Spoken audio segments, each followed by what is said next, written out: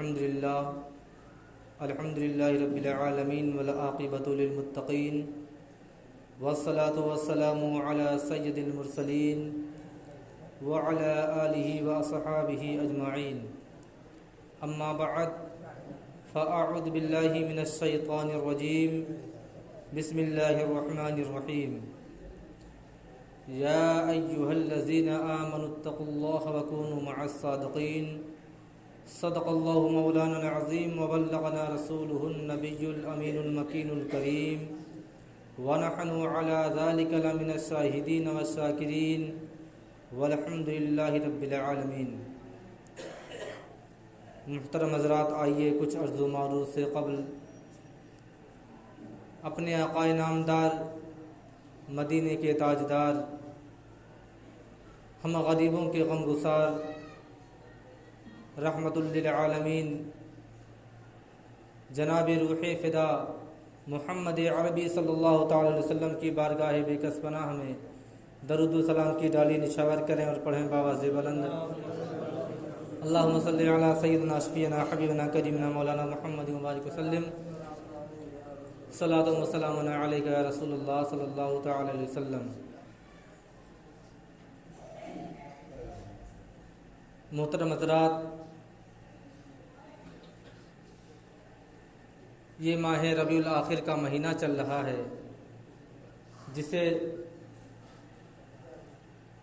حضور غوث پاک رضی اللہ تعالیٰ عنہ کا مہینہ بھی کہا جاتا ہے، اور اسی مہینے کی 11 تاریخ کو 11ویں شریف منائی جاتی ہے، یعنی حضور غوث پاک رضی اللہ تعالیٰ عنہ کے نام سے نیاز و فاتحہ، اور خاص کر کے شہر بستی میں 11 تاریخ کو جلوس غوثیہ بھی نکالا جاتا ہے۔ محترم حضرات،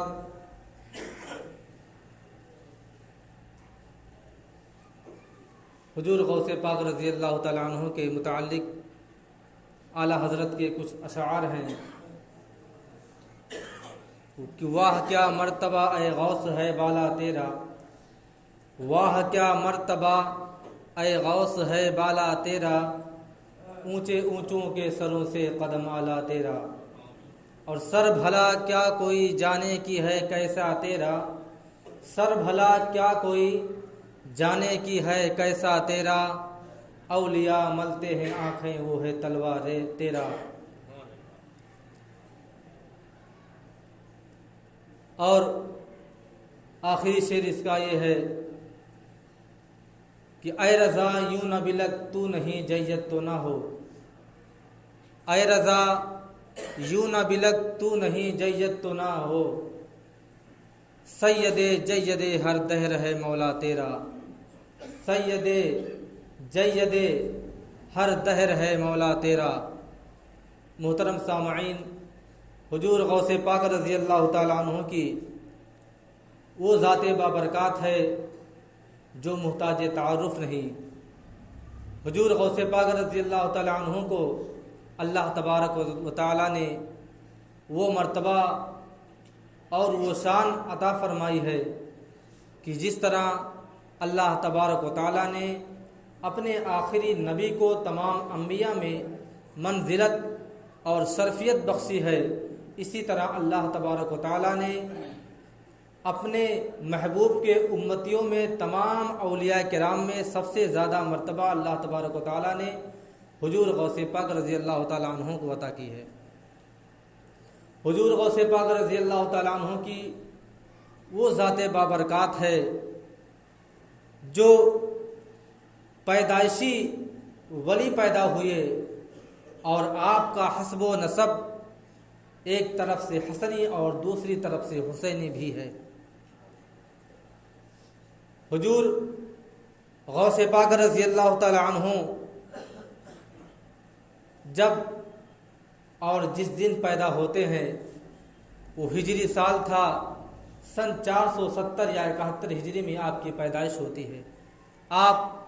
قصبہ جیلان میں پیدا ہوتے ہیں، اور جس وقت اور جس گھڑی حضور غوث پاک رضی اللہ تعالیٰ عنہ اس خاکدان گیتی پر تشریف لاتے ہیں، اس وقت خوشیوں کا ماحول تھا، آپ کے گھروں میں تمام لوگ خوشیاں منا رہے تھے، یہاں تک کہ آپ کے والد محترم اور آپ کے قرب و جوار والے، آپ کے رشتہ دار وغیرہ، آپ کی پھوپھی جان خوشیاں منا رہی تھیں کہ آج ابو صالح کے گھر ایک بچے کی پیدائش ہوئی ہے، ایک بچہ پیدا ہوا ہے، لڑکی کی پیدائش ہوئی ہے۔ تمام گھر والے خوشیاں منا رہے تھے، تمام ارد گرد والے، تمام قرب و جوار والے، تمام قصبے والے خوشیاں منا رہے تھے۔ لیکن جب لوگوں نے غور کیا، جب لوگوں کی نگاہیں ام الخیر فاطمہ رضی اللہ تعالی عنہ پر جاتی ہیں، یعنی عبد القادر جیلانی رضی اللہ تعالی عنہ کے والدہ ماجدہ پر لوگوں کی نگاہیں پڑتی ہیں، اور جب ان پر نگاہیں جم جاتی ہیں تو کیا لوگوں کی نگاہیں دیکھتی ہیں کہ ام الخیر فاطمہ رضی اللہ تعالی عنہ خوشیاں نہیں منا رہی ہیں بلکہ اداس بیٹھی ہوئی ہیں۔ لوگوں نے دریافت کیا، لوگوں نے معلوم کیا، لوگوں نے جاننا چاہا کہ اے ام الخیر فاطمہ، آپ کے گھروں میں تو خوشیاں پھیلی ہوئی ہے، آپ کے تو یہاں بچی کی پیدائش ہوئی ہے، آپ پھر کیوں اداس بیٹھی ہوئی ہیں؟ ام الخیر فاطمہ سے جب دریافت کیا جاتا ہے، جب ان سے پوچھا جاتا ہے کہ آپ کے اداس ہونے کا معاملہ کیا ہے، اس کا ماجرا کیا ہے، تو آپ کی والدہ ماجدہ فرماتی ہیں، آپ کی والدہ ماجدہ ام الخیر فاطمہ رضی اللہ تعالیٰ عنہ کا بیان ہے کہ آج جب سے میرے بچے کی پیدائش ہوئی ہے، اس وقت سے لے کر کے اب تک میں اپنے بچے کو دودھ پلانے کی کوشش کر رہی ہوں، لیکن میرا بچہ عبد القادر ابھی تک دودھ نہیں پی رہا ہے۔ اس وجہ سے لوگ خوشی منا رہے ہیں لیکن میں اداس ہوں، ہو سکتا ہے میرے بچے کو کوئی تکلیف ہو سکتا ہے میرے بچے کو اندر سے کوئی تکلیف ہوئی ہو، کوئی اسے پریشانی لاحق ہو گئی ہو، اس وجہ سے دودھ نہیں پی رہا ہے۔ آخر کار لوگوں نے سوچا کہ کسی طبیب کو بلا لیا جائے، کسی ڈاکٹر کو بلا لیا جائے، کسی حکیم سے مشورہ کر لیا جائے کہ آخر کار بچہ کیوں نہیں دودھ پی رہا ہے۔ یہاں تک کہ تمام حکیم اور تمام طبیب بلا لیے جاتے ہیں، تمام قصبے جیلان شہر کے تمام طبیب اکٹھا ہو جاتے ہیں۔ آخر کار لوگ بار بار کوشش کر رہے ہیں کہ بچہ کسی طریقے سے دودھ پی لے، لیکن بچہ ہے، عبد القادر ہے جو پیدائشی ولی ہیں، لیکن اپنی ماں کا دودھ نہیں پی رہے ہیں۔ آخر کار ماجرا کیا ہے؟ لیکن جب مغرب کی اذان ہوتی ہے تو آپ کی ماں نے دوبارہ پھر چاہا کہ لاؤ ایک بار اپنے بچے کو پھر کوشش کر لیا جائے، ہو سکتا ہے میرا بچہ دودھ پی لے، اسے تو کافی وقت ہو چکا ہے، یہ تو کئی گھنٹے گزر چکے ہیں، میرے بچے نے اب تک دودھ نہیں پیا ہے۔ لیکن جیسے مؤذن مغرب کی اذان مسجد میں دینا شروع کرتا ہے، جب ان کی والدہ ماجدہ نے اپنے بیٹے کو اپنے بیٹے کے منہ کو اپنے چھاتی سے لگاتی ہیں، بچہ فوراً دودھ پینا شروع کر دیتا ہے۔ لوگ سمجھ جاتے ہیں، لوگوں میں مشہور ہو جاتا ہے، لوگوں میں تمام شہر جیلان میں مشہور ہو جاتا ہے کہ سادات گھرانے میں ایک ایسا بچہ پیدا ہوا ہے جو پیدائشی ولی ہے اور جو پیدا ہوتے ہی روزے رکھے ہوئے ہیں۔ تمام جیلان شہر میں بات مشہور ہو جاتی ہے کہ سید گھرانے میں ایک ایسا بچہ پیدا ہوا ہے جو پیدا ہوتے ہی روزے رکھے ہوئے ہیں۔ اس سے یہ بھی پتہ چلتا ہے کہ جب میرے غوث پاک کی پیدائش ہوتی ہے تو وہ رمضان المبارک کا پہلا دن تھا اور سن 471 ہجری تھی۔ حضور غوث پاک رضی اللہ تعالیٰ عنہ کی ولایت اور آپ کی کرامت کسی سے پوشیدہ نہیں۔ ہر سال لوگ 11ویں کے موقع پر حضور غوث پاک رضی اللہ تعالیٰ عنہ کے واقعات، ان کی فضیلتیں، ان کی شان لوگ سماعت کرتے ہیں، لیکن حضور غوث پاک رضی اللہ تعالیٰ عنہ کی ایسی شان ہے، ایسی فضیلت ہے کہ پھر بھی بار بار سننے کے باوجود بھی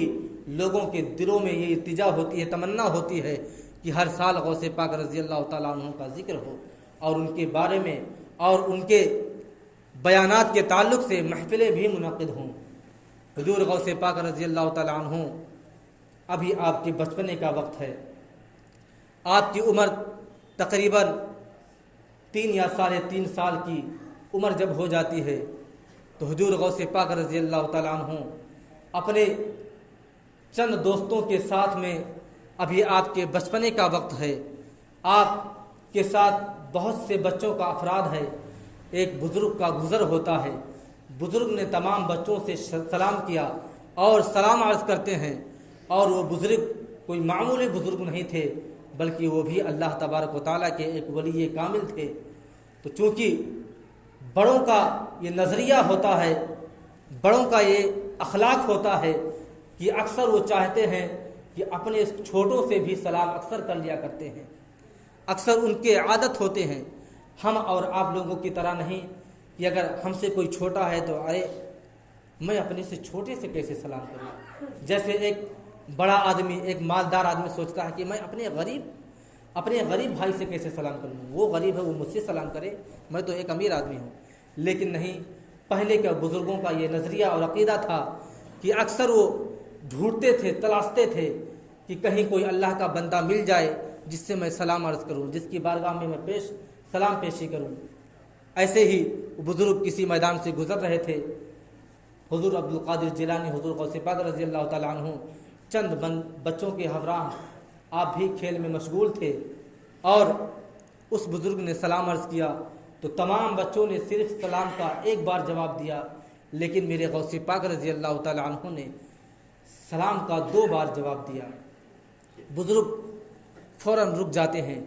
اور پوچھتے ہیں کس بچے نے 2 بار سلام کا جواب دیا ہے۔ حضور غوث پاک رضی اللہ تعالیٰ عنہ آگے آتے ہیں اور کہتے ہیں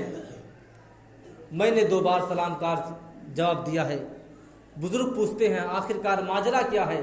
میں نے تو آپ لوگوں سے سلام صرف 1 بار کیا ہے، لیکن تمام بچوں نے تو سلام کا 1 ہی بار جواب دیا، لیکن آپ نے 2 بار جواب کیوں دیا؟ اس کا ماجرا کیا ہے؟ اس کا معاملہ کیا ہے؟ اس میں کیا چیز پوشیدہ ہے؟ حضور غوث پاک رضی اللہ تعالیٰ عنہ اپنے اس بچپنے کی عمر میں عرض کرتے ہیں حضور بابا جان آپ نے سلام کیا، آپ کو سلام کا جواب ملا، آپ اپنے راستے جائیے، ہمیں اپنا کام کرنے دیجیے۔ بزرگ کہتے نہیں، میں اس کا ماجرا جاننا چاہتا ہوں، اس کی سچائی کیا ہے، اس کی حقیقت کیا ہے کہ آخر اور بچوں نے اگر 1 بار سلام کا جواب دیا تو آپ نے 2 بار سلام کا جواب کیوں دیا؟ حضور غوث پاک رضی اللہ تعالیٰ عنہ ارشاد فرماتے ہیں اے بزرگ، اے بابا جان، اگر آپ اس کی وجہ جاننا چاہتے ہیں، اگر اس کے آپ خلاصے میں پڑھنا چاہتے ہیں تو فوراً آپ نے یعنی حضور غوث پاک رضی اللہ تعالیٰ عنہ نے اس بزرگ کا ہاتھ پکڑا، انگلی پکڑی اور ایک ٹیلے پر لے کر چڑھ جاتے ہیں اور بزرگ کو مخاطب کر کے فرماتے ہیں اے بزرگ، آپ کی نگاہ کیا اس بستی کو دیکھ رہی ہے؟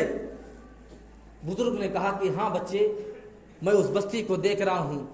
آپ نے کہا اس بستی میں آپ کو ایک گھر نظر آ رہا ہوگا۔ بزرگ نے کہا کہ ہاں میں ایک گھر دیکھ رہا ہوں۔ پھر حضور غوث پاک رضی اللہ تعالیٰ عنہ نے کہا کہ اب آپ اپنے 4 سال پہلے کا زمانہ یاد کیجئے اور غور کیجئے،